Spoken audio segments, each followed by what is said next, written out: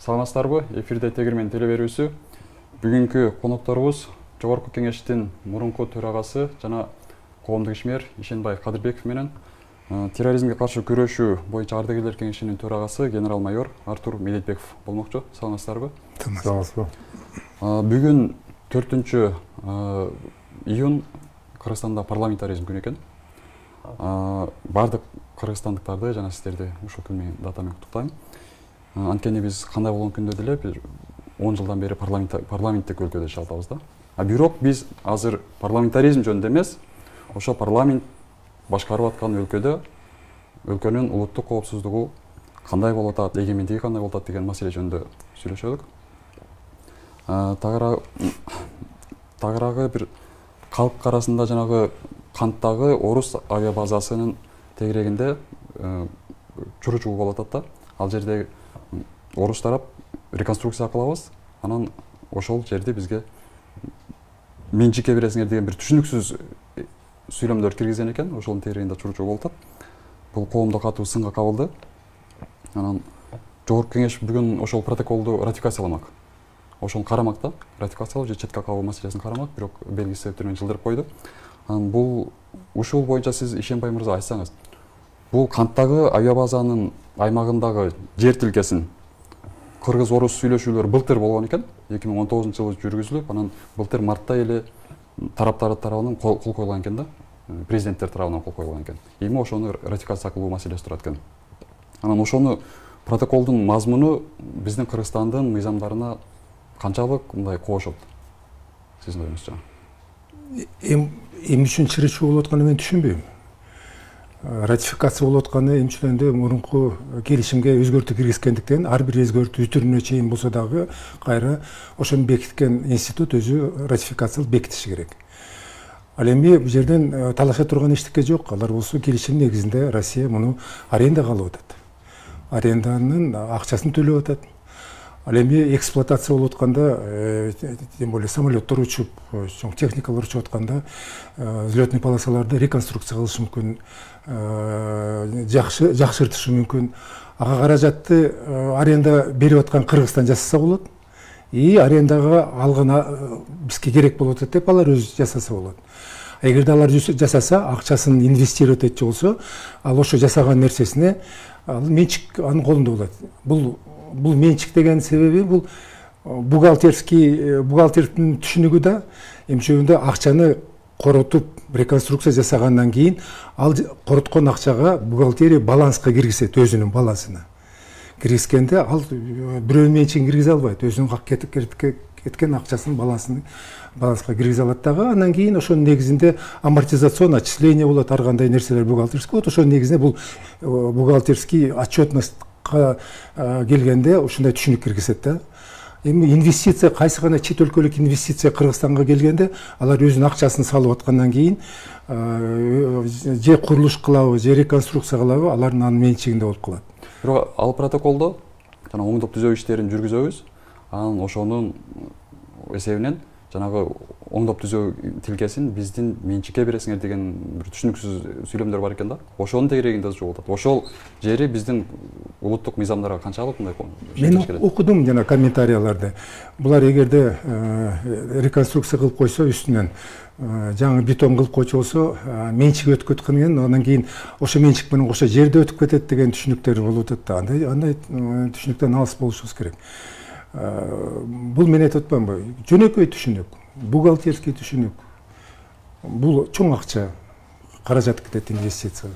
Анан кийин ошо менен аренда дегенден кийин бул менчик Кыргызстандын колунда калып атат. Анан 4 миллиондон ашык акчага ошо сен ушуну колдоңун деген эле сөздү. Менчик Кыргызстандын колунда калып атат. Анан кийин эмне үчүн ушуну бурмалап атат? Көп кишилер ушундай бурмалап жазган экен, өзүнүн комментариясын мен таң калдым. Артур мырза, айтсаңыз, жанагы ошо Канттагы авиабазанын жерин учуу конуу тилкесин Орусиянын ээлигине берүү, жанагы реконструкция кылгандан кийин биздин ээлигине бизге бересиңер деген талап шарт коюп аткан болсо, ошол Кыргызстандын жана улуттук коопсуздугуна кандайдыр бир таасир этеби? Же болбосо коомдун тынчсыздануусуна бир негиз барбы, же мындай курулай эле бир чочулоо болду? Менимче бул киши да туура айтты. Кээ бир туура эмес түшүнүгү барлар, туура эмес түшүнгөн адамдар ошол элдин ортосунда кандайдыр бир бүдөмүк ойлорду, паниканы жасап атышат. Себеп дегенде ал жерде так жазылып турат. Ошол жерге коротулган материалдар, акча каражаттардын бардыгы эмеден өзүнүн балансына кириш керек. Бирок ошол жердеги курулган жанагы коюлган плиталар, реконструкцияланган аппараттардын бардыгы кокус.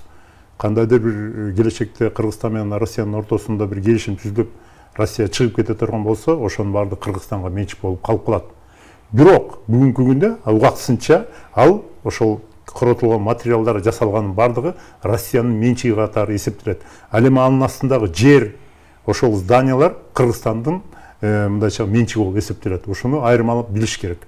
Бул бир. Экинчиден, Россиянын ошол жерге келип базасын куруп иштеп атканы, бул биринчиден бул ОДКБ Организация договор коллективной безопасности деген ЖКК да, ошонун мүчөсү катары.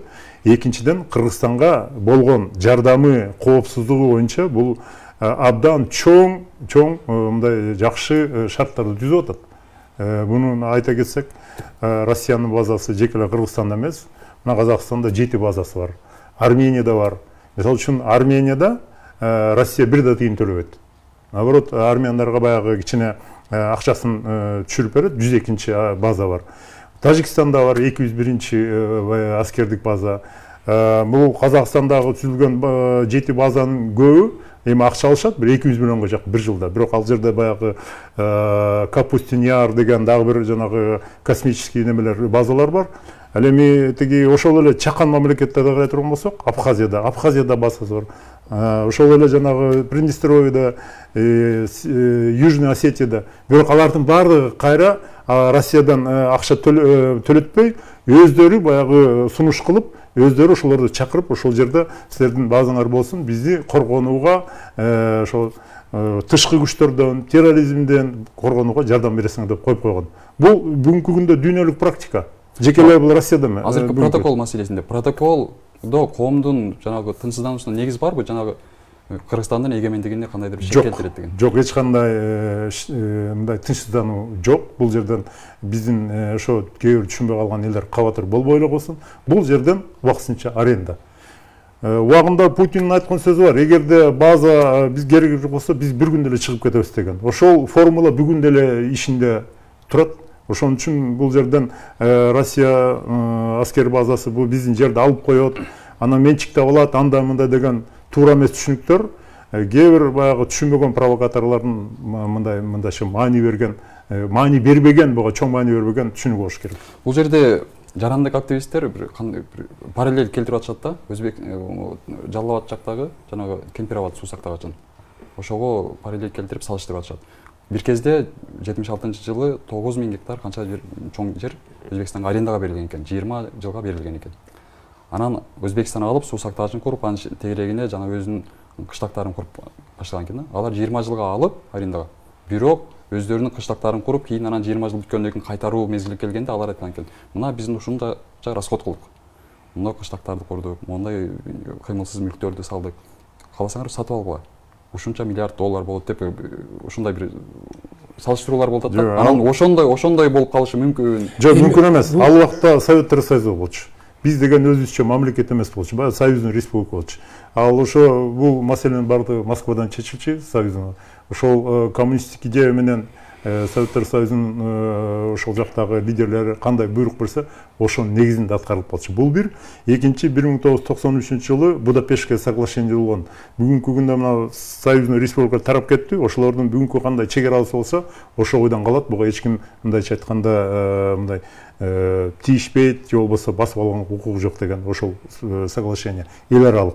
Бул экинчиси. Үчүнчүдөн биз бүгүнкү күндө өз алдынча эгемендүү мамлекет болгондон кийин алар менен келишим түзүп атабыз. Келишим негизинде кайсы жылга чейин, канча жылдан өзгөртүп турат, канча жылга чейин болот аренда. Ошон үчүн бул жерде экөөнүн салыштырууга болбойт.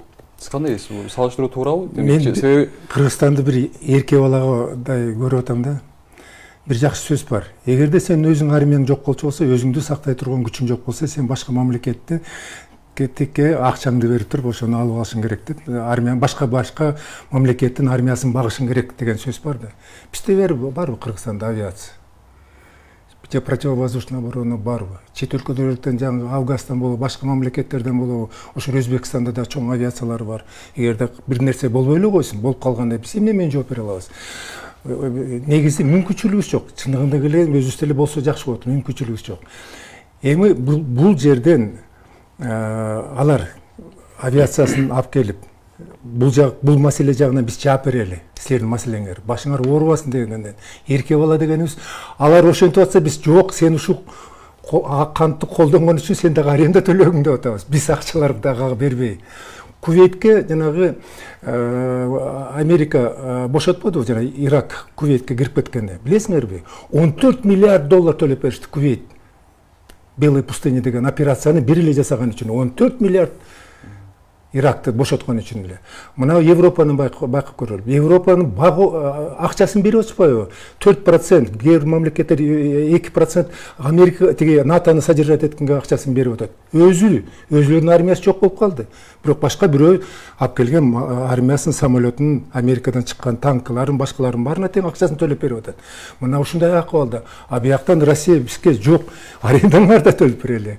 Силерди да сактап берели десек да, ошо жанагындай 4 миллиондан ашыктагы аренда бергин деп биз айтып атпайбыз. Эми бул жерден мен байкадым, жанагы көп мындай комментариялар болгон экен. Жыланын башы чыгып турат. Көпчүлүгү ушу Американын базасы болгондо жакшы болду эле, алар тигинтти эле, алар мынча акча берди эле деп башын чыгарып атышат. А кээбилери экөө жазыптыр, Турциянын батальону, 2 батальон алып келсе жакшы болот эле, а жерге тиги Россиядан көрөк деген. А протоколду окуп көрсөңөр, аягында жазылып турат, ага эч ким көңүл бурбойт. Келишим бүткөндө ошол жакта болгон баардык основной фонддун баары тең Кыргызстанга берилет деп жазылып турат. Аны окусу жок, аны эске алгысы жок. Ошондуктан бул жерден мен оюмча саясий бир какой-то күчтүн ушу келишимди оңдоп атканга мындай чоң кол салуу болуп атат да. Анан туура айттыңыз. Бизде келишим бар да, ОДКБ деген. Бири-бирибизди чет өлкөдөн бирөөлөр кол салып, жегерде тынчтык, коопсуздук кыла турган болсо, бири-бирибизге жардам бере турганда келишим бар да. Ошо негизинде болуп аткан нерсе да.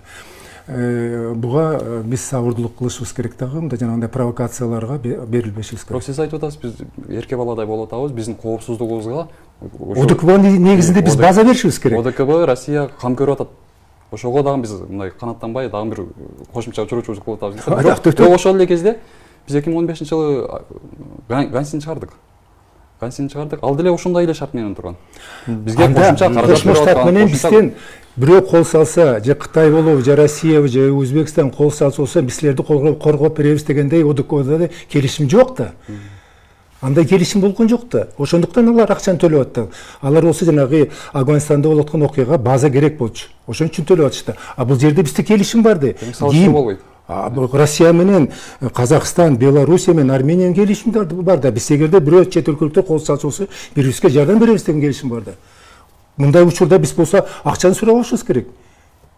Бирөө тиги армиясын, авиациясын берсе, бирөө башкасын берчү болсо, негизи чогуу коргонуш керек да. Америка менен салыштырбаш керек. Артур мырза, канттагы авиа база өзүңүздөр билесиздер, контингентин кеңейтип келатат да. 1-2 жыл мурда дагы кеңейтип, жаңы келишимдер түзүп кеңейтип келатат. Бул биздин өлкө, биздин аймак, регион үчүн канчалык маанилүү? Бул жерде Кыргызстандын өзүнүн кандайдыр бир эрки барбы, же Орусиянын бир үстөмдүгү байкаса болобу? Биринчиден, бул канттагы учкучтар базасы акыркы убакта жаңы учактар менен көбөй баштабады. Мына жакында дагы бир мындай учкучу жок, өзүнчө уча турган аппараттар келе турган болду. Арлан, Форпост деген. Андан тышкары биздин аймак, Орто Азияда Кыргызстан, мындайча айтканда, аба жагынан өзүнүн жерде ушу турушу жагынан Орто Азиянын бир центринде турат дагы, ушунчалык абадан мындай көп нерселерге баа берүүгө, же болбосо көп нерселерди анализдеп кароого бардык мүмкүнчүлүк шарттар түзөт. Экинчиден, бул ОДКБнын базасы, ОДКБга жеке эле Кыргызстан кирбейт, Россия, Казакстан, Тажикстан дагы киришет. Демек, бул ушул мамлекеттердин аба жактан, воздушный аба жагынан сактоого, коргонууга бардык шартты түзө алат. Ошону биз эстен чыгарбашыбыз керек. Бул жактан албетте коопсуз жагынан бизге абдан чоң, мындайча айтканда, жардам берет. Анан мен сизге бир нерсе айтып кетейин дегем. Бизде бүгүндө Кыргызстандын армиясы баягы 99-2000 жылдагы убакта эмес, бүгүнкү күндө күч кубатына кире баштаган армия боло баштады. Өздөрүнүн учкучтары да бар, уча турган учактары да аз болсо дагы бар. Вертолет, самолет аз, бирок бар. Эгерде кокус тыш жактан катуу бир агрессия болуп бизге кире турган болсо, биз убактысынча туруштук бергенге бардык мүмкүнчүлүктү колдоно алабыз. Ал эми ОДКБ ошондой агрессияларга каршы күрөшүүдө өзүнүн мындайча айтканда аскер базасын колдонуу бардык мүмкүнчүлүктөр түзөт. Ушул эң негизгиси, бул экинчиси. Үчүнчүсү, бүгүнкү күндө биз бир нерсени туура баалашыбыз керек. Жеке эле бул база эмес, Кыргызстанда Россиянын 4 чакан базасы бар. Бул Майлисайда, андан тышкары тиги Көлдө, андан тышкары Чалда бар да. Булардын баардыгы биригип ушул мына ОДКБнын базасына бир блок түзөт дагы. Ошонун негизинде Кыргызстанга жыл сайын бир 4,5 миллион дегерегиндеги акча түшүп турат. Эми ошого жараша булар өздөрүнүн баягы карай турган өздөрү турат да. Аскерлери самолеттерди карай турган, диверсия болбосун, кандайдыр террордук иш болбосун деп өздөрүнүн аскерлерин атайын Приволжский военный округтан алып келип бул жака коопсуздук үчүн да коюп койгон. Ал анчалык деле чоң деңгээлдеги эмес. Бул үчүнчүсү. Төртүнчүсү, эң негизгиси, бүгүнкү күндө ушул ОДКБнын базасы ушу бизге жайгашкан үчүн биз Кыргызстан абдан көптөгөн Россиядан курал жарактарды, аскердик техникаларды, жабдыктарды бекер алып атабыз. Бекер алдык.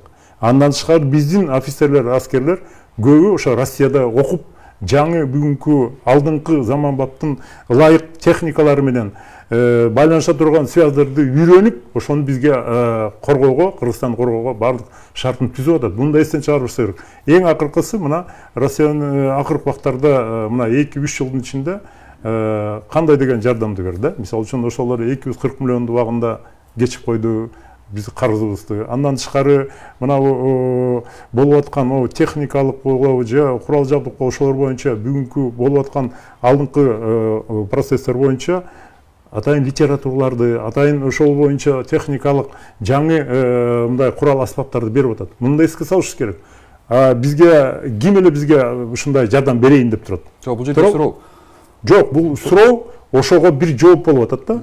Мен суроомду түшүнүп атам. Эмне үчүн булар аскерлерин көбөйтүп атат? Биз өзүбүздүн, биздин өлкөнүн жетекчилигинин же болбосо өлкөнүн өзүнүн эрки ошону суранып, запрос барып бизде же болбосо сырткы Россиядан эки жактан келишилип, эки жактан сүйлөшүп, келишилип түзүлгөн мындай процесс. Жеке эле алар келип туруп көбөйтүп койсо эле көбөйткөнгө эмес, бияктан ошол айтып кетпедим жанагы шартка карап. Бүгүнкү күндүн шартына карап. Мисалы үчүн бүт дүйнө жүзүндө акыркы убакта мына өзүңөр көрүп атасыңар, жакынкы чыгышта болуп аткан террордук экстремисттик топтордун согушу акырындап отуруп мына Орто Азияга мындай жылып кетти. Ошол эле мына биздин анча деле алыс эмес, Афганистандын түндүгүндө провинцияларында көптөгөн ар кандай талаа командирлери пайда болуп, ар кандай террористтик уюмдар пайда болушту, ар кандай террористтердин, экстремисттик топтордун күчтөрү, биздин кыргыз жарандардын, кыз келин, жаш балдардын бир 1000ге жакыны ошол согушка кетип, анын көбү ошол азыр белгисиз каякта, көбү мына ушул жакта жүрөт. Алардын баягы идеясы бар, ошо Фергана Кара Тегин өрөөнүндө ошол халифат түзүү боюнча, ислам халифат экстремисттик өлкөсүн түзөбүз деген идея дагы эле болсо бар. Булар баягы убагында 90-жылдарда кеткен, азыр 2-3 поколениеси пайда болуп калды. Алар ошол идеяны дагы эле салып жүрөт. Ошон үчүн бизге ошондон коргонууга ошого окшогон. Андан тышкары акыркы убактагы чек ара проблемаларын көрүп атасыңар. Чек ара маселелери боюнча билбейм, эгерде бизде ошо ОДК кирбесек кандай акыбал болуп калат эле, согуш чыгып кетет беле биздин эле ошо коңшу мамлекеттер менен. Ошон үчүн биздеги болуп аткан могу аскер базасы көп ролду ойнойт. Ал эми жанагы кичине көбөйдүбү, азаябы аскерлери же техникалар бул эки өлкөнүн ортосундагы болгон келишим. Андан тышкаркы ОДКБда жыл сайын бир нече учениялар өткөзөт, чогулуштар болот. Ошондо ошонун баары эске алынат. Бул жөн эле ойдон чыккан эмес. Ишенбай мырза, могул жогорку кеңеш тарабынан бүгүн жанагы протоколду ратификация кылмак да. Жылып калды белгиси өтүрүн. Ошого жарандык коомдун активисттери чыгып аткан. Бул деген ратификация кылбаш керек. Бул биздин улуттук коопсуздукка коркунуч келтире турган протокол деп атышат да. Эгерде аны ратификация кылса, анда муну мекенге чыккынчылык кылуу катары кабылдаш керек, баалаш керек деп атышат. Сиз кандай дейсиз?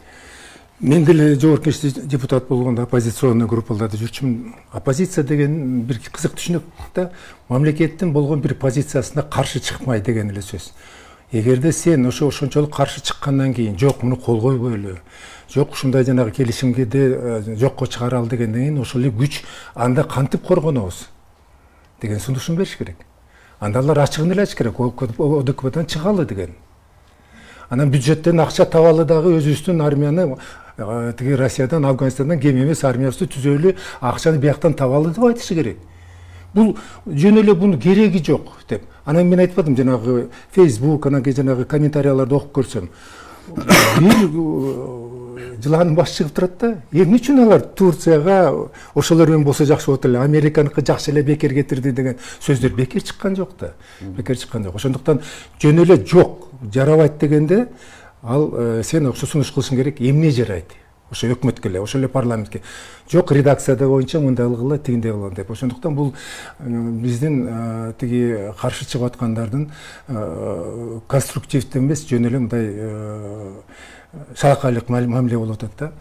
Ал эми эң негизги аргументи алардыкы ошо жанагы реконструкция болчу болсо, ошо менен жер менчик деген сөз бар болуп калгандыктан ошону жерди өтүп кетет, анан кийин биз ушундан жерден канттын базасынан айрылабыз деген сөздөрдү айтып кетип атышат. Эми көпчүлүк окубайт да протоколду. Мен жана айтып кетпедим. Протоколдун акыркы тиги пунктусунда ачык айкын жазылып турат.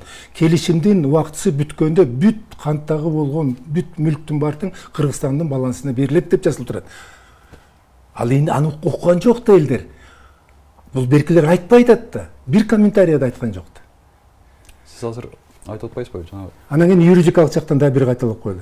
Арендага берилет деген Кыргызстан арендага берет деген, демек ал жердин менчиги бирөөгө убактылуу берип атат. Ошо тиги колдонгон үчүн ал 4 миллиондон ашык доллар төлөйт деген сөз. Биз менчик болуп калып атабыз. Келишим негизинде. Кандайча өтүп кетет башка бирөөгө? Бул бурмалап туруп элди мындай туура эмес информация берип туруп мындай туура эмес саясатты өткөрүп атышат. Жана айтып атпайсызбы? Андай болсо ОДКБдан чыгалы. Эгер өзүбүз андай десе, мындай түшүнсө болобу сиздин сөзүңүздү? Эгер биздин коопсуздугубузга ОДКБ кепилдик болуп атат, эгерде чыксак, анда биз өзүбүздүн улуттук же коопсуздугубузду камсыздай албай калышыбыз мүмкүн деп. Мына ойлоп көрчү, бекеринен НАТО бар. Ошол эле учурда азыр Өзбекстан ОДКБда жок. Мына өзүнүн ВВП акчанын деңгээлинин көпчүлүгү боюнча Германия дүйнө жүзүндө 2-нчи орунда болчу. Азыр 3-нчи орунга кетти, Кытай 2-ге чыкты. Германия ойлоп көргүлөчү. Россия Германиянын тиги объем ВВПсына жетиш үчүн дагы 20 жылдар керек. Ушунчалык деңгээлде да өзүнүн акчанын каражаты. Ошол Германия өзүнүн армиясын кармай турганга күчү жетпей, НАТОга өзүнүн бөлгөн бюджетинен 2%, эми тиги Трамп айтып атат 4% бергиле деп айтып атат. Көрдүңөрбү? Эми болуптур ОДКБдан чыгалы. Ошондой акча каражатты Кыргызстан алып туруп өзүнүн армиясын, ошо өзүнүн авиабазасын, ошо самолеттун бир баасы канча экенин билеби? Ошо кишилер жок деп аткан. Бир эле самолет. Ошондуктан жок дегендин артында биз ойлошубуз, коопсуздук деме? Коопсуздук деген бул биякта бир бизге жакшы мамиле кылган, достчулук мамиле кылган, келишим негизинде ОДКБ түзүп туруп чогуу коргонолу дегенде күч болуп тургандан кийин бизге кол сала турган күч пайда болбойт. Алар сескенет, окуй булар чогуу турбайбы деп. Мына ушул маселе коопсуздук, Кыргызстандын коопсуздугу. А биз болсо жалгыз калсак, сен да кереги жок, мунун да кереги жок. Өзүмүн кыймын деп отурсак, мына Баткенде канча бир кенедей эле кишилер кирип кетти эле, токтото албай койбодук. Эсиңерде барбы? Токтото албай койбодук. Токтотконбуз, кенедей эмес, бар эле болчу. Пленге түшпөдү ошол жакта биздин адамдар, андан кийин мана аркасын айтпай эле койду. Конечно, токтоттук, биз Кыргызстанга кирип кеткен жок. Бирок кандай ошо күчкө туруштук бере алдыбы Кыргызстандын армиясы? Кыймын деген армиясы. Өзүнүн деңгээлине жараша кичине мындай. Мен кошумча айтып коеюн, что бул баягы көрүүчүлөр дагы туура эмес түшүнүк пайда болбосун. Мен как Баткен согушунун ветераны катарында айтып коеюн, ошол жерде кенедей эмес, эми бир 200-300 тегерегинде адамдар болгон. Булар Тажикстандын жанагы Жергатал Хайт деген жерлерден келишкен, баягы отодо жүргөн баягы согушчан аскерлер болчу, согушчан баягы эч кимге баш ийбеген Бул бир. Экинчиси көбү өзбек улутундагылар болчу, баягы исламское движение Өзбекстана деген. Үчүнчүсү албетте алар баягы чек ара убакта мындай тартылып биздин Баткен областында мындай чек арачылар жок болчу, алар кирип келишкен. Чек арачылар жок, чек ара вообще каралчу эмес. Бүгүнкү күндө чек арачылар бар. Анан кирип келип ошондо жанагы капысынан бир 2 бир айылда кишилер жашачу Зардалыда. Ал эми жогору жагында Палалоос, андан жогору жана Шудман, андан тышкары Хожачкен деген жерлерде ал кыштоолор болчу, киши жок. Ооба кармашкан, бирок баягы кармалып калган офицерлер, алар геологтор менен ошо куткарабызга барып, геологтор капысынан колго чыкпаган, мындай согуш колго чыккан эмес. Бирок убагында аларды токтотуп, ордуна коюп, биздин аскерлер кээ бирлери курман болгон, бирок татыктуу эле тосушту. Бирок ошол убакта айтып коеюн, биз Советтер Союзунун кулаганына 9 жылып, аскер кызматы, биздин коргоо кызматы жаңы реформага өтөбүз аткан убак болчу. Да, начар болчу. Эми бүгүнкү күндө агадан 10-20 эсе бардык жагынан туруштук бергенге мүмкүнчүлүгү бар. Экинчиден биздин ошо чек ара кызматкерлери дагы турат ал жакта. Баткен областындагы, Ош областындагы чек арачылар өздөрүнүн кызматын бул жагынан туруштук бере алат. Дагы бир айтайын дегеним, ушул эле жана сиз айтып кетпедиңизби, суроо бергендечи, ошол башка кандай жол бар же чыгыш үчүн. Албетте башка жол болушу мүмкүн. Эгерде биздин бюджет, армиябыз ошончолук деңгээлде, мындайча айтканда, карамжыласа, ошончолук деңгээлде биздин армияга болгон бюджеттин акчасы көтөрүлсө. Биздин бюджет абдан аз армиягачы, армияга коргоого, жана ушакта алыш үчүн. Ошон үчүн бүт көп дүйнөлүк өлкөлөрдө, мисалы үчүн ошол эле экономикасы аябай ашынган Японияда $2 миллиард төлөйт Американын армиясы ушакта сактап туруш үчүн. $1 миллиард Южный Корея төлөйт. Өнүккөн өлкөлөр. Башка бирөөнүн армиясын багып атат да. Бирок алардын коопсуздугун кармап турат. Коопсуздук бул жөнөкөй нерсе эмес, бунун үчүн дагы акча төлөшкө каражат кетет. Муну да баалай билиш керек. И ошонун негизинде биз ОДК киргенибиз үчүн биз Россия менен бирдикте ошо өзүбүздүн коопсуздугун да кармап атабыз. Көбүнө билинбейт, ал эми жанагы кээ бир серепчилер же болбосо кээ бир жанагы комментарий берген адамдар түшүнүгү болбойбу, бирок алар дагы баягы өзүнүн баягы кандайдыр бир деңгээлде мекенчилик сезимге көтөрүлүп, же болбосо провокациялык бир материалдарды окуп алып, ошонун негизинде жанагындай сөздөрдү айтышы мүмкүн. Бирок көпчүлүк эл Кыргызстандыкы дайыма ушул ОДКБ менен биздин коопсуздук сакталыш үчүн бирге болсун деген шарт түзөт деп ойдомун. Кыргызда мындай сөз бар да, мылтык баары бир күн атылат дейт. Анан биз 2010-жылдан кийин көбүрөөк аскерлештирип атканыбыз байкалат да өлкөнү. Россиядан көбүрөөк жардам алып, же дагы башка өлкөлөрдөн мындай аскерий жардамдарды алып атабыз да, курал жаракка же кандайдыр жардам иретинде материалдык да. Анан деги эле азыр ошол аскерлешүүнүн же кандайдыр бир аскердик эл аралык бирикмелерге биригүүнүн же болбосо өлкөбүздө кандайдыр бир ошо контингенттерди жайгаштыруунун зарылчылыгы барбы бизге? Же таптакыр эле ошолордон баш тартып аскерлештирүүнөн же болбосо кандайдыр аскердик бирикмелерге, НАТО, ОДКБ сыяктуу дейми? Биринчиден ОДКБга, мисалы үчүн Өзбекстанды мисал келтирсек. Жок, мисалы үчүн ошол эле Өзбекстан эсиңерде болсо керек, биринчи ОДКБга кирип, анан кийин кайра өзүн токтотуп койгон 97-жылы. 99-жылы кыйынчылык болуп, баягы терроризм күчөп, Афганистанда талибандар чек арага киребиз жакында кайра кирген. Ошол Өзбекстан. Анан кийин мына жакындары бир 10 чакты жыл болуп кайра токтотуп коюшту. Эми өзбектер толугу менен чыгып кеткен жок, алар мүчөлүгүн гана токтотуп койду. Бул бир. Экинчиси, акыркы убакта биздин коңшу өлкөнүн өзүнүн кандай саясаты, кандай аскердик саясаты, кандай аскердик доктринасы бар, алар өздөрүнүн иши. Балким убакыт келет, мисалы үчүн алардагы коңшу өлкөлөргө карап атат, өзгөчө Афганистанга, ал убакта акыбал кандай болот? Ошого жараша иш кылышы мүмкүн. Үчүнчүдөн мына өзүңөр билесиңер, мына 2001-жылы мына Нью-Йоркто, Америкада андай жардыруу болгондон кийин мына бизге дагы база курушты, военный база. Тажикстанда, Өзбекстан жардам берип турду. Бирок ошолордун бардыгы кеткенден кийин негизги артерия бул Өзбекстан болчу. Өзбекстан аркылуу курал жарак, аскердик техника өтүп отуруп, кийин америкалыктар кете баштаган, алар көбүн калтырып, акыркы убакта Өзбекстан менен Американын ортосундагы аскердик катташуу, аскердик бири-бирине жардоо абдан жогорку деңгээлге өтүп кеткен. Балким бул жерде, ушул жерде табышмак ушул жерде болушу мүмкүн. Ошон үчүн бул экинчи жагынан акча дагы чоң мындайча ролду ойноп атат. Бул Өзбекстандын өз иши. Биз ал кандай кылат деп ОДКнын мүчөлөрү аларга мындай сын пикир айтып же мындай чакырып жасабайт. Каалаган журтта кирет, токтотуп койгон.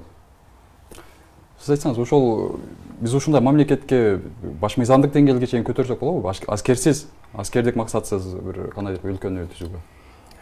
Мен толугу менен макулмун. Кыргызстандын жаңыдан эгемендүүлүк алып атканда армиябыз кандай эле, азыркы кандай шартта экенибиздин асма менен жердейди. Ал убактарда биздин кийим кесектерди кытайлыктар Турциядан берчү жардам катары. Мен жанагы Кыргызстандын солдаттарынын, айрым офицерлеринин батырлыгынан Баткенде токтотулдук. Мамлекет үчүн 200 киши дегеним ошончолук чоң коркунуч беле. Анчалык деле чоң коркунуч. Именно адамдын батырлыгы негизинде биз ушуларды токтото алганга, каршы бере турганга, каршы боло турганга күч көрсөтө албайм. Мен мамлекеттик деңгээлде баа берип атам. Мамлекеттик деңгээлде өзүнүн армиясы, туруктуу, барлык тиги жабдыктары бүгүнкү шартка жараша мүмкүнчүлүгү боло тургандай бар беле жок беле деп. Конечно, асма менен жерде азыркы Россия менен келишимдин негизинде, ОДКбнын келишим негизинде Россия менен жардам менен азыр биздин армия мурункудан чоң күчтүү. Чын эле эгерде бирөө деп шымаланып туруп Кыргызстанды бир кирип келчү болсо, аларга каршылык тургуза турган күчүбүз бар. Бирок көпкө чейин туруп, чоң күчкө айланып, аларга каршы боло тургандай мүмкүнчүлүгүбүз жок. Анан кийин бүгүнкү байкадыңарбы? Эгерде ошондой бир акыбал болуп калганда бир мамлекет менен бир мамлекет эмес, ар бир мамлекеттин артында келишим менен түзгөн күчтөр бар. Афганистанда бирден болуп кетти эле, байкадыңарбы? Европадан 5-6 солдат болсо деле, 30 киши болсо деле жанагы жыйып отурушпады ушундай келишим негизинде. Азыр бүт бири-бири менен мындай келишим негизинде түзүлүп, блок болуп калган. Ошондуктан Кыргызстан бир бетке бир күч менен чогуу болуш керек. Анан чогуу болгондон кийин, жанагындай келишимдер болуп аткандан кийин ага каршы чыккан мен айтып атпаймынбы? Таң калам да, башканы сунуш кылган. НАТОга кирелиби? Же Кытайга жактаналбы? Таптакыр кирбей коюшунун мүмкүнчүлүгү барбы? Жок, вообще кирбей коюш. Ал үчүн өз учурунда легендарный парламенттен Нурбек Ширкеевич текеп айткан, давай Швейцарияда нейтралдык мамлекет бололу дагы армияны кармабайлы деп. Анда биз болсо нейтралдык мамлекет Швейцария деп айтышыбыз керек. Бирок ал үчүн шарт болуш керек да. Региондук шарт туура келбейт. Кошуналарың сен нейтральный мамлекет экениңди түшүнүп, ошон үчүн ошого жараша мамлекет болуш керек да. Тиги катнаш, андай мүмкүнчүлүк жок да. Региондогу шарт туура ошондой да. Жок, региондогу шарт биринчиден, экинчиден мамлекет бай мамлекет болуш керек. Бюджети чоң, абдан көптөгөн акча, экономикасы өсүп турган мамлекет болуш керек. Ошондо гана жакынкы арада, жакынкы бугулунда Кыргызстан армиясы жашайт деген бул утопия болбойт. Себеп дегенде бизге кандай болсо да жакынкы мамлекет, тегеректе курчап турган мамлекеттерде анан Афганистанда мындай ачак мындай болот атпайбы, согуш убагы. Терроризм, экстремизм катуу күчөп турган убагы, ошон үчүн бизде албетте армия коргонуу күчтөрү болуш керек. Бул мунсуз болбойт. Анан кичинекей мамлекет болгондон кийин албетте биз бир жанагы блокко же болбосо кандайдыр бир чоң союздорго кирип, ошо менен чогуу биргеликте чогуу болушубуз керек. Ансыз болбойт. Мисалы дүйнөдө көрүнө турбай, Европадагы көп чакан мамлекет болобу, кичинекей бүт бардыгы ошого кирип отурбай. Мисалы үчүн бүгүнкү күндө Американын аскерлери 130 мамлекетте бар. 170 миллиард акча коротушат. Өздөрү дагы акча алышат, алар көп акча төлөп берет. 4%га чейин Европа мамлекеттер. Мына Польша азыр суранып атат, 4 миллиардга чейин төлөп беребиз келгиле. Неме противоракетный, противовоздушный оборона түзүп бергиле деп. То есть бүгүнкү күндө бир жалгыз тигиндей мындай бириндеген мамлекеттер жок, бүт бардыгы мындай союзга киргенге мындай шарт түзүп атат. Сен Өзбекстан жөнүндө айттың, ОДКка кирбейт. Бирок ал ШОСко кирет да. ШОСко мына Индия менен Пакистан да кирип кетти. Жакын арада дагы 5-6 мамлекет киребиз деп кандидат болуп чуркап жүрүшөт. ШОСтун негизги максаты аскерий максаты. ШОСтун негизги максаты терроризм, экстремизмге каршы, да. терроризм, экстремизм, сепаратизмге каршы. Бирок акыркы убакта алар аябай кеңейип атпайбы? Алардын маселелерин кеңейтип атышат. Экономика жагынан, жанагы финансылык жагынан дагы кеңейтишип атат. Демек, акыркы убактагы коркунучтуу күчтөр бул террористтик, экстремисттик күчтөр болуп атпайбы? А мындай түз эле аскер менен кирип кете турган азыр мындай согуш болбойт. Көбүнчө жанагындай диверсиялык, партизандык согуш болуп кетиши мүмкүн. Өлкөбүзгө кандайдыр бир базасын же аскердик контингентин жайгаштыруу кайсы бир мамлекеттин ошол мамлекеттин жетегине кирип кетет деп айтылып келет да, көп эле бааланып келет. Мисалы үчүн буга чейин Америка базасы жайгашты эле, ошонун жетегине кирип кетти деп сындар айтылып жүрдү. Кийин анан противовес катары Орусиянын базасын киргизди. Анан бирок кийин чыгарды. Азыр эми биз Орусиянын база жетегинде болуп калды дегенди билдирбейби? Өздөрүнүн таасирин көрсөтөт деп.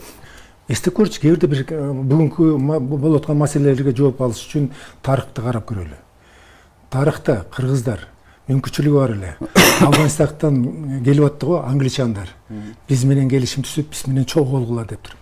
Ошондо биздин ата бабаларыбыз болсо делегатты жиберип Россия менен ошо менен келишим түзгөн. Эмне үчүн? Өзлөрү сурам чогуу бололу деген келишим. Ошо коркунуч, коопсуздук, мамлекеттин коопсуздугу маселеси боюнча.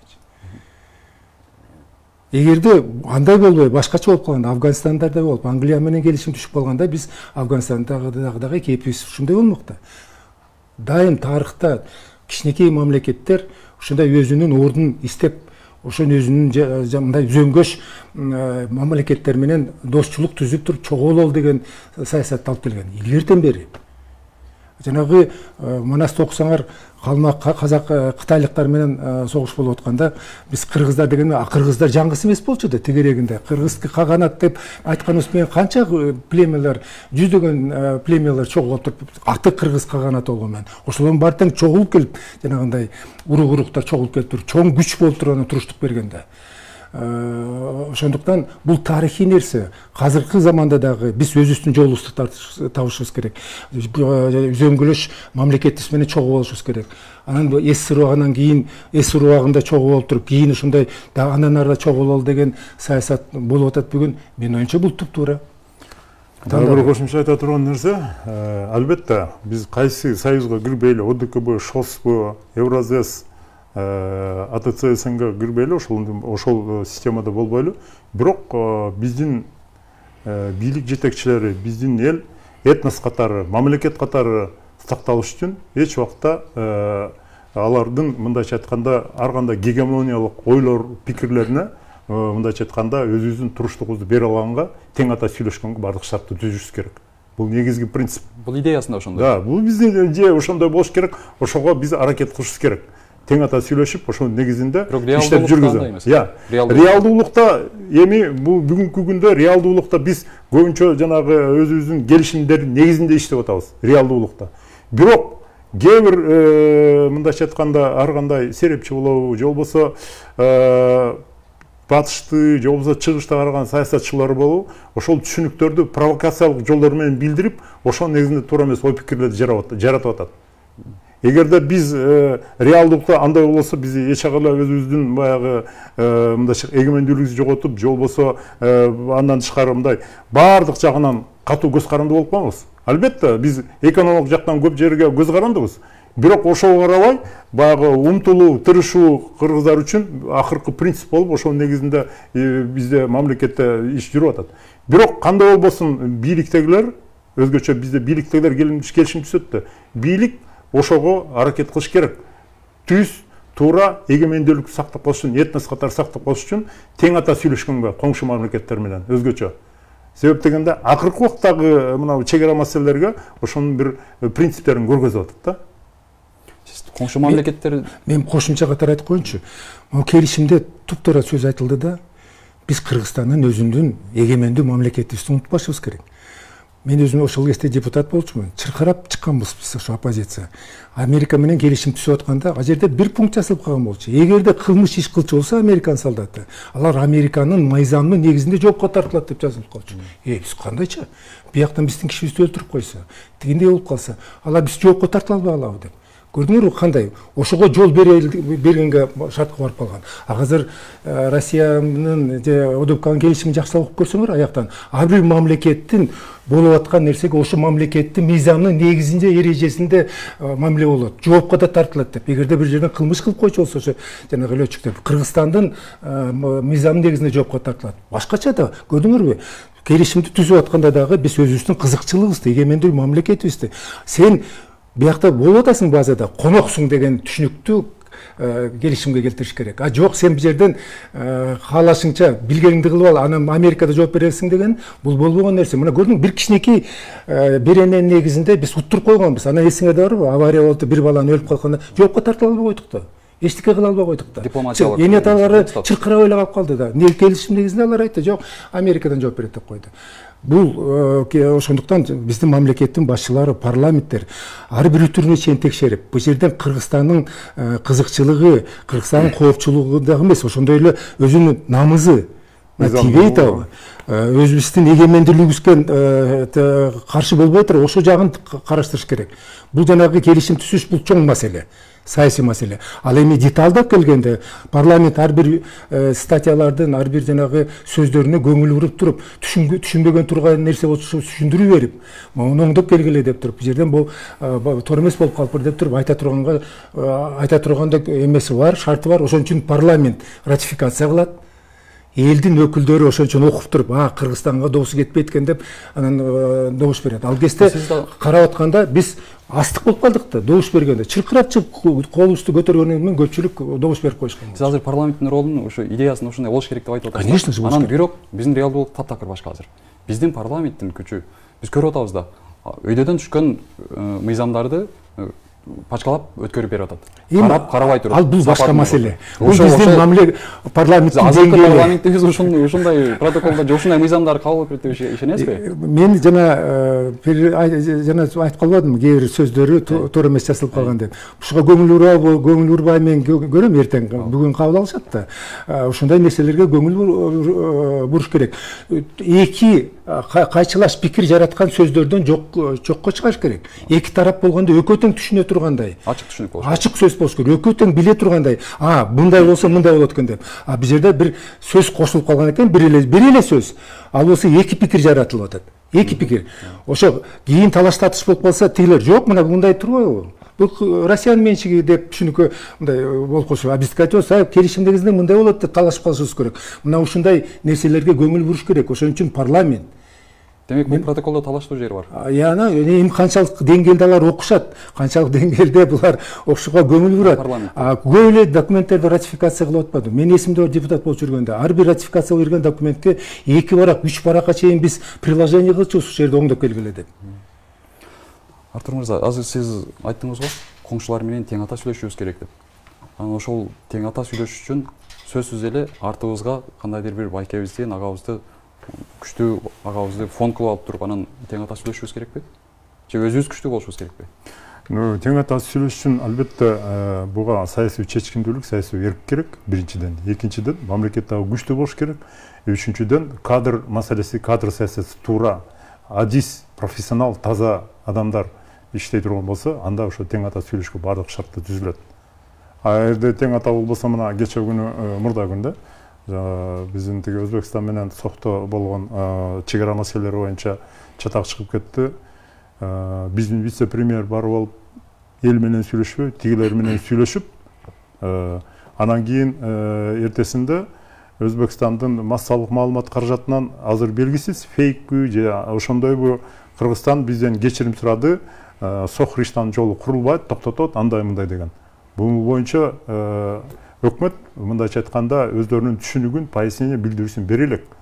То есть ушуга окшогон эпизоддордон жана ар кандай башаламандык, ар кандай провокациялык иштер чыгып кетиши мүмкүн. Ошон үчүн ушул жерден ошол биринчи ролду кадр саясат маселеси абдан чоң ролду ойнойт. Бул бир. Анан экинчиден акыркы убакта биз өзүбүз көрүп атпайбыз. Бул киши да айтты, сен өзүң да айткан, парламенттин жасаган иштери, чыгарган чечимдери деп. Албетте, мына отчет өкмөттүн алып атып, алардын астына аябай критикалап, катуу уруп согуп, анан кийин баары кол көтөрүп, баары кол көтөрүп туруп, отчетту удовлетворение канааттандырдык деп койду. Элдин баары, жөнөкөй элдин баары эмес, Кыргызстан эмес, чет элдеги ушу Кыргызстанды окуп изилдеп аткан адамдар күлүп атат да. Бу кандайча болот? Ошон үчүн бүгүнкү күндө албетте бизде парламент күчтүү болсо, анда парламент күчтүү, өз эрки менен туура иш алып барып жүрсө, өкмөт да күчтүү болот. Себеби өкмөттү көзөмөлдөп, өкмөттү барлык жагына текшерип турганга шарттар түзөт да. Анда иш жүрөт. А жок парламент слабый болсо, өкмөт өз каалаган ишин жасайт. 31 премьер-министр алмашты биздин Кыргызстанда. Ошо эгемендүүлүк 30 жыл болду дейт да. Мисалы үчүн, бүгүнкү күндө ошол эле премьер-министр бүгүн отпускада жүрөт. Ал эми чек ара маселелери, мына инфекция, вирус боюнча, социалдык экономикалык бюджет боюнча Кыргызстан абдан начар акыбалда. Билбейм, кандайча иш болуп атат. Ошон үчүн бунун бардыгына абдан катуу көңүл бурушубуз керек. Бирок биз коңшулар менен тең ата сүйлөшүш үчүн сөзсүз эле курал көтөрүп тең ата эмес. Экономикалык саясий рычагдар бар да. Мисалы үчүн эмне болбосун бизде Өзбекстан качан болсо газды бууп койчу, же дагы башка бир чек араны жаап рычагдар колдончу да. Башка мамлекеттер эле, Казакстан деле, Тажикстан деле. А бизде деле ошондой жолдор менен бир тең ата сүйлөшүүгө болбойбу? Сөзсүз эле. Ошон үчүн айтып коем, кадр саясат маселеси бул жогоркулдойт. Эгерде алар ошентип газды бууп салса, жолду туруп салса, бизде дагы ресурстар бар да, Кыргызстанда дагы. Суу маселеси боюнча, туурабы? Суу маселеси боюнча, андан тышкары мына эки Кыргызстан менен башка коңшу мамлекеттердин ортосундагы контрабандалык схема жолдорду жабуу боюнча. Мисалы үчүн ошол эле биздин тажиктер менен чек арада канча дегендай бири-бирине болгон түшүнбөстүк салгылашуулар болуп кетти. Кыскача. Баары бир бизде контрабандалык схемалар иштеп атат. Мына ошол Лелик районунда бир 20-25ке жакын жанагы заправочный станциялар бар экен, бир чакан айылда. Мунун бардыгы текке кетип атат контрабандалык жолдон. Биз Евразэстебиз, алар Евразэст эмес. Биз пошлинага төлөйбүз, алар пошлинага төлөйт бензин. ГСМдин бардыгы ошол жака кетип атат. Мисалы үчүн, анын артында ким турат? Кээ бир өкмөт мүчөлөрү, кээ бир өкмөт иштегендер, кээ бир парламент иштегендер. Ошолор өздөрүнө эметип аткан, анан кантип бизде иш алдыга жылынат? Ага, сиз кандай дейсиз? Ошол бизде саясий эрк азыркы учурда барбы? Аскерий күчтүү эмес, башка бир дипломатиялык же экономикалык же саясий бир рычагдар менен сүйлөшүү, тең ата сүйлөшүү. Тилекке каршы Кыргызстанда саясий эрк, бийликте турган адамдардын, чокусунда тургандардын саясий эрки жоктугу билинип турат. Көп келишимдер боюнча. Биз болсо мына кант жөнүндө сөз сүйлөп атпайбызбы? Мына суу башында биз турабыз. Азыр келишим түзүп атабыз Өзбекстан менен, Казакстан менен, Тажикстан менен кышында энергияны сатып алалы деп. Айым үчүн келишимдин негизинде биз болсо кышында энергияны чыгарбай, сууну чогултуп туруп, жазында ошо мамлекеттерге беришибиз керек. Биз өзүбүз ошо ойлойбузбу ошону келишимди кол коюп атканда? Саясий эрк болсо, жок бул жарабайт экен деп. Карачы Трамп, бул келишим жарабайт экен, кайра жаңыдан баштайлы деп туруп, жок кылып коюш керек. Айым үчүн жок кыла туруш керек. Мына бүгүн Казакстанга 10 километрден ашык радиодон айтып атат. Фуралар өтө албай атат. Бир мамлекеттин башчысы же өкмөттүн башчысы ушуга мындай туруштук бере алды. 10 километр фура, бул экономика маселеси да. Туура дейт, каякта жүрүшөт алар. Мурун болсо ушундай жанагы Алмазата Шаршенович менен тиги Назарбаевдин экөөнүн кычырлашып кеткен негизинде болчу. А бүгүн эмненин негизинде ушундай болуп атат? Мына азыр жанагы эгемендүүлүк саясий жагына алып келгенде, анан кийин мамлекеттин коопсуздугу деген бул бир маселени эле айтып коеюнчу. Бул эфирдик маселе, частотаны айтып коелу. Биз Кыргызстан частоталарды сатып атабыз. Частота деген түшүнүк, түшүнө албай атабыз да, частота деген бул Кыргыздын жерине барабар. Бул частотаны дүйнөлүк тиги организация Кыргызстанга бөлүп берген. Мына силер эгемендүү мамлекет болгондон кийин силерде 5 частота бар деп. Бул өмүр бою биздин колубузда. Эфирди ким колунда болсо, ошо мамлекетти башкара алат.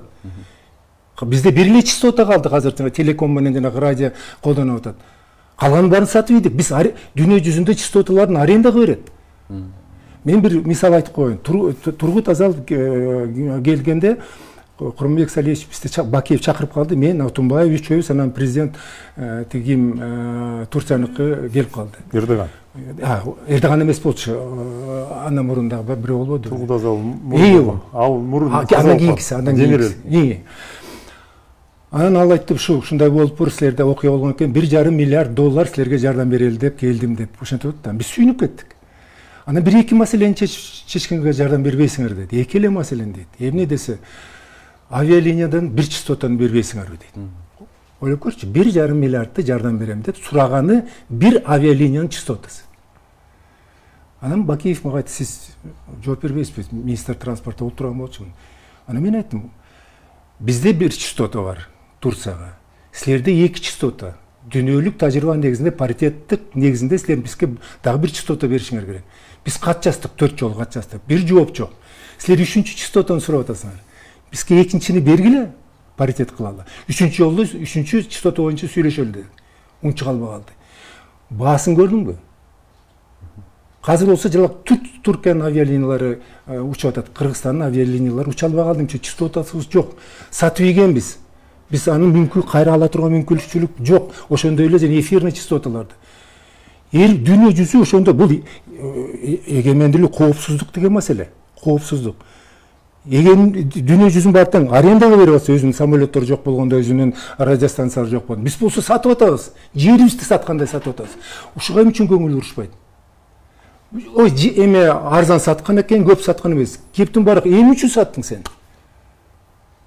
Мына ушундай нерселерден, 10-100дөгөн ушундай нерселерден Кыргызстан өзүнүн эгемендүүлүгүн жоготуп таштады. Жаңгыз калган жерибиз калды эле, дагы бир байлыгыбыз бар эле, мөңгүнү парламент, биздин айткан парламент кол көтөртүрүп, мөңгүнү талкалаганга уруксат берип атпайбы, Эланайын? Мына ушундай парламентке алып келип атпайбызбы биз? Агай азыр Жембай агай айтып кеткендей эле, элдин чыныгы көйгөй бул жакта кайнап атат. Чек ара болобу же коопсуздук маселеси болуп кайнап атат. А бирок бийликтин башында отургандар кызарган жерин баарын сатып, өздөрүнүн кызыкчылыгын көздөп атат да. Муну кандай түшүнсө болот? Бул жанагы мекенге бир чыккынчылык деп деле айтсак болобу? Эми ачыгын айтканда парламентке кандай жол менен келди? Биздин өзүбүздүн бизде дагы күнөө бар да, электоратта. Биз электорат ошо шайлоо болгондо көбү акчага сатылат. Көбү тайкеси, акасы, укасы, тагасы болуп, адан жардам берип ошого жүрүп кетет. Эмне болсо ошо боло берсин деп. Анан ошо баягы ручной парламент болгондон кийин анан каалагандан чайкай баштайт да иштин бардыгын. Бул бир. А ручной парламент, ручной правительствону коет, туурабы? Анан алар дагы урдайым жийиндей баштайт да. Бизде экинчиден мынау мера ответственность деп коет, жоопкерчилик абдан начар. Анан 2 жыл, 3 жыл, 5 жыл иштеп келген, анан кийин изилдей баштайт, каза баштайт. Ал уже кеч болуп калат, ал уурдады, жеди, жоготту. Алдын ала жасаш керек, упередить этип, алдын ала ошого барбаганга. Бул бир. Экинчиси, бүгүнкү күндө биз өзүбүз көрүп атпайбыз, баарыбыз акыркы убактагы биздин ошо өкмөт, парламенттин иштегенине элдин баары катуу сын пикир айтып атат. Туурабы? Ошо катуу сын пикиринде бирөө өзү жалгыз. Мен ушулга туура эмес иштеп атам, кой, кетейин деп бирөө кетпиби? Кетпейт, потому что булар ошондой жанагы жумушка, бийликке, кызматка катуу мындайча айтканда өнөкөт алып алган. Пока биздин аң сезимде мындай өзүнчө бир өзгөрүш болмоюнча, экинчиден жогорку деңгээлдеги бийлик ошону саясий эркин, саясий чечкиндүүлүк менен катуу жоопкерчиликке тартмайынча, жаңы мындайча айтканда позициясы бар профессионал адис таза иштеген команда түзүлмөйүнчө, ондай кошмар, бардак Кыргызстанда боло берет. Сиз азыр ручной парламент деп калдыңыз да? Ручной деген демек аны бирөө колдонуп атат. Аны бирөө ошо пайдаланып атат дегенди билдирет. Эми ручной дегени жекелем эмес, мына парламентте кээ бир депутаттар өздөрү айтты.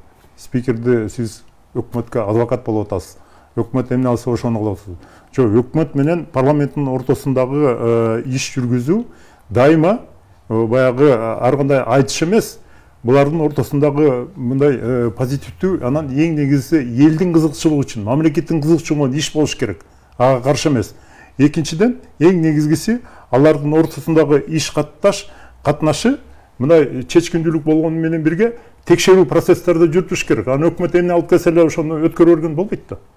Өкмөттүн өзүнүн ишин карап, аларга көзөмөл кылып, ошондой туура иштерин баа берип туруп, анан кийин отставкага кетирген, жоопкерчиликке тарта турган тартырыш керек. Контролдоо функциясын контролдуу функция, текшерүү функциялары абдан начар да. Өкмөттө дагы ошондой гомиш адатка туруп калган. Ана Мисалы үчүн бүгүнкү күндө биз башка темага кичине өтүп кеттик мейлими. Коррупциялык иштер боюнча 4 мына министерство айтылып келди. Бул ошол эле транспорттук министерствосу, мамлекеттик кызмат тейлөө министерствосу, бажы министерствосу анан кийин билим берүү министерствосу деп эң негизги министерстволор. Ошол жерлерде өзүңүз көрүп туруңуз. Мына акыркы убакта транспорт министерствосунун канча деген замдары, начальник управлялар ошо 100 миң, 200 миң, 500 миңге чейин доллар пара алып кармалышып атат. Бул жерде система болуп калган.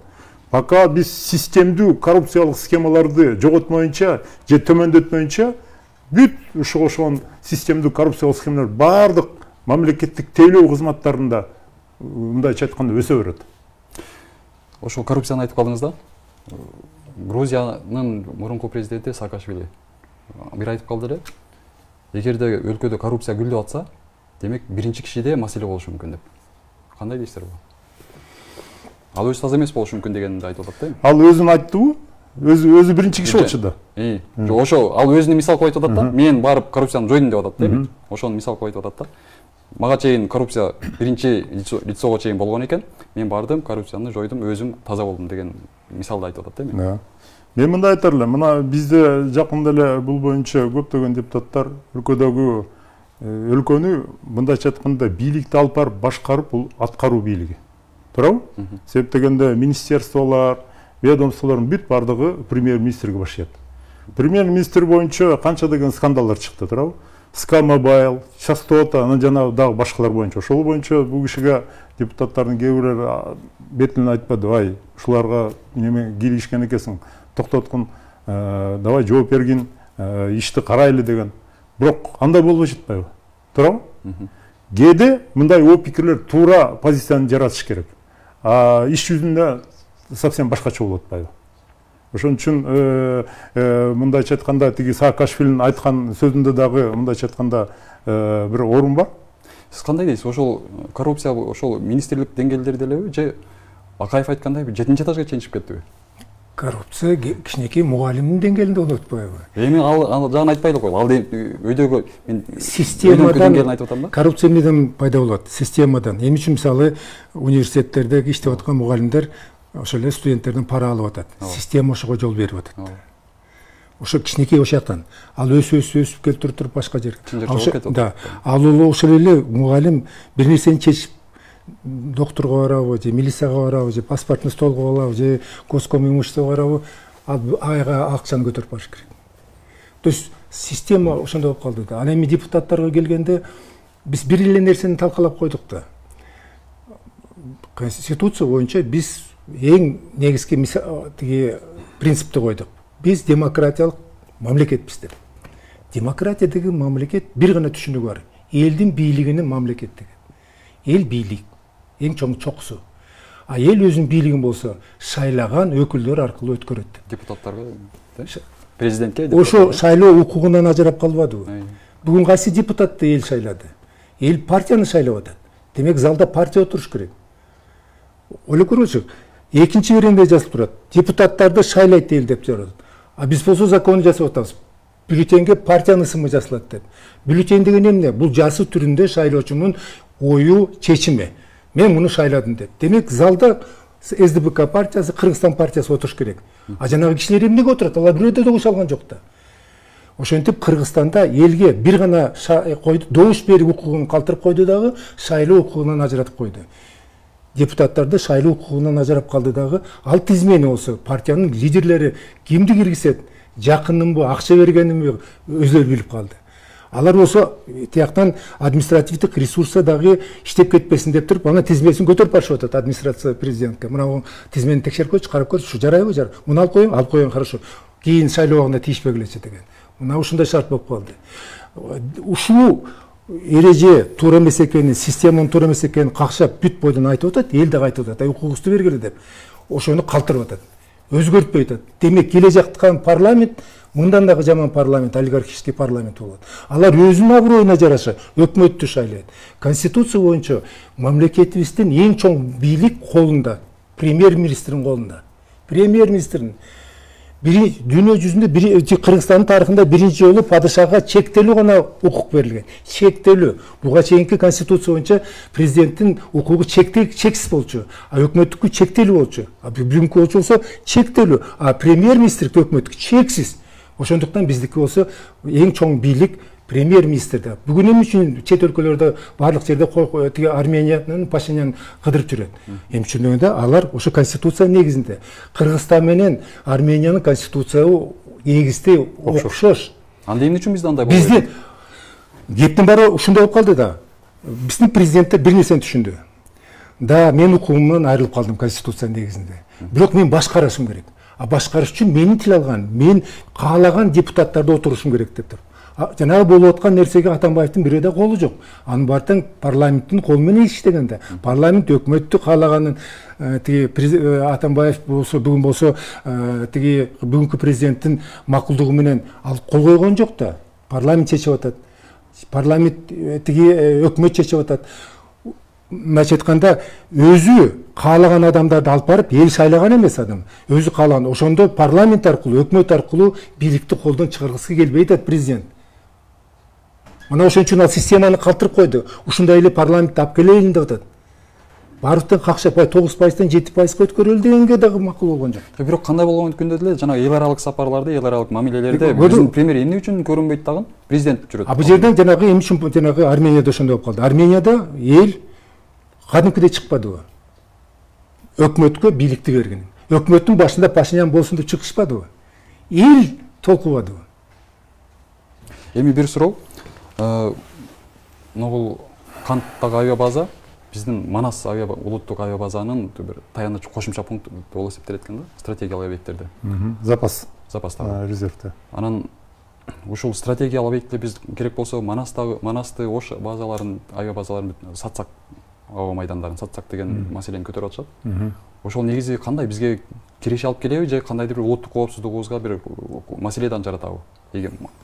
Стратегиялык объектилерди сатуу же инвесторлорго берүү да? Жо, чын айтканда, стратегиялык объекттерди сатуу бул абдан өтө коркунучтуу. Себеп дегенде стратегиялык объекттер бул мамлекеттин коопсуздугуна, эгемендүүлүккө чоң таасирин тийгизет. Жана бүгүн айтып кетпедиби, жана частоталар менен. Бул частоталар неприкосновенный стратегический объект болуш керек болчу. Тилекке каршы сатылып кетти, же болбосо башка жол менен алынып кетти. Бул туура эмес. Бул боюнча убагы келгенде ана жоопкерчилик тарта турган адамдар тартышы мүмкүн. Ал эми ошол биздеги эң негизги эки чоң аэропорт ошол эл аралык Ош менен Бишкектики. Бул жерден акыркы убакта ошол жерде иштеген администрациясы, ошол боюнча тейлеген министерстволор көп учурда аракет кылышат. Ошону назар иштеп атат, банкрот кылганга, мисалы үчүн Кыргызгазды банкрот кылып, убагында ошо Кулмурзаев деген киши иштеп жүрүп, азыр Кыргызстан эмес, чет элде жүрөт. Бирок $1 саткан бойдон кетти Кыргызгазды. Жекеле Кыргызстан эмес, көп дүйнө жүзүндөгү элдер таң калышты. Газдын баасы ошол убагында коюлган суммадан өйдө өспөйт деле, акырындап кошо башташты. Бул бир. Ошон үчүн биринчи кезекте стратегиялык объекттерди сатууга же инвесторду коебуз дегенде эч убакта менчикке өткөзбөш керек. Бизде контрольный пакет Кыргызстанда болуш керек да, бир деп кой. Экинчиден ошо инвесторлор келгенде инвестор менен кандай келишим түзүлөт? Биринчи кезекте Кыргызстандын мамлекеттин кызыкчылыгы болуш керек. Анан ошого карата иш кылыш керек.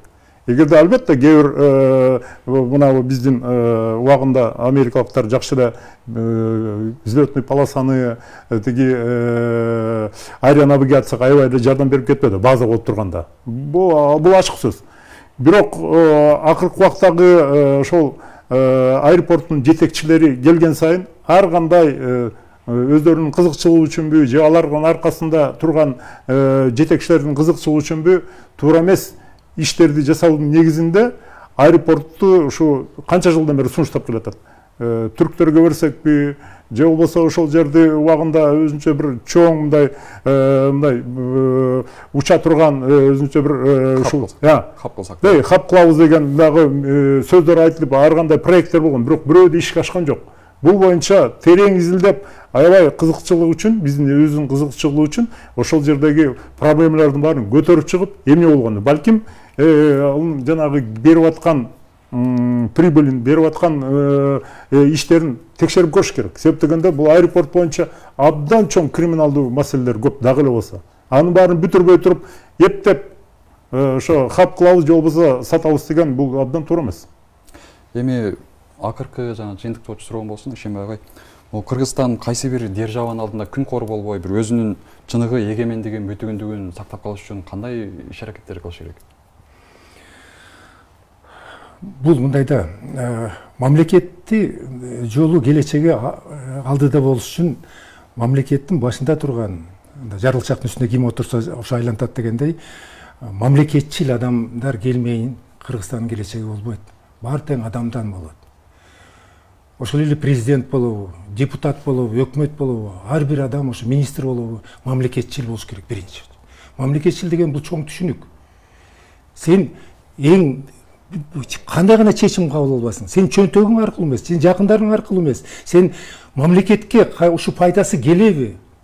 Мамлекеттин коопсуздугун сактай алабы деген түшүнүк менен мамиле кылганда гана Кыргызстан келечеги болот. Ал үчүн кадрлар, билген профессионалдар ордуна отуруш керек. Ошолорду коюп аткан адам профессионалдарды коюш керек. Бизде болсо жанагы эң чоң недраларды, алтындарды башында тургандарга мындайча айтканда милицияда внутренний делде иштеп жүргөн адамды коюп койду да. Зоотехниктер бүгүн болсо технический регламентти башкарган техинспекцияда отурушат да, элинен башкарып.